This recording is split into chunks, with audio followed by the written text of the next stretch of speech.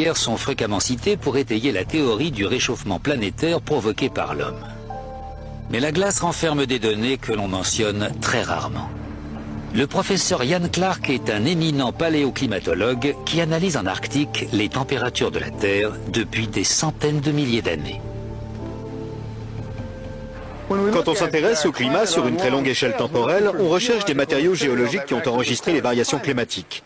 Prenons une carotte de glace, par exemple.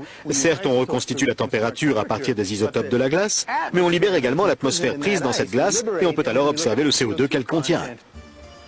Le professeur Clark et d'autres chercheurs ont en effet mis en évidence un rapport entre la variation du taux de CO2 et celle de la température de l'air, mais pas celui qu'on attendait. Voici l'enregistrement climatique présent dans la carotte de Vostok. En rouge, c'est l'évolution des températures d'une époque lointaine à une époque plus proche, dans un intervalle capital, puisqu'il commence juste après une ère de glaciation.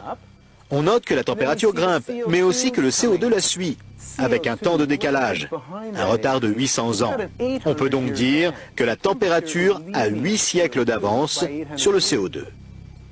Plusieurs études majeures de la calotte glaciaire ont été menées et toutes montrent la même chose. Les températures augmentent ou diminuent, puis quelques siècles plus tard, le taux de dioxyde de carbone les suit.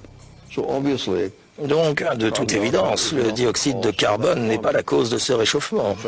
On peut même dire que le réchauffement entraîne l'augmentation de dioxyde de carbone. Très clairement, le CO2 ne peut pas causer les changements de température. Il en est le produit. Il suit les changements de température. Les mesures réalisées grâce au forage de la calotte glaciaire nous conduisent au cœur même du problème.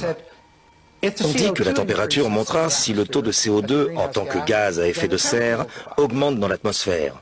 Mais les forages font la démonstration inverse. Ils prouvent que l'hypothèse fondamentale de la théorie du changement climatique dû à l'homme est fausse.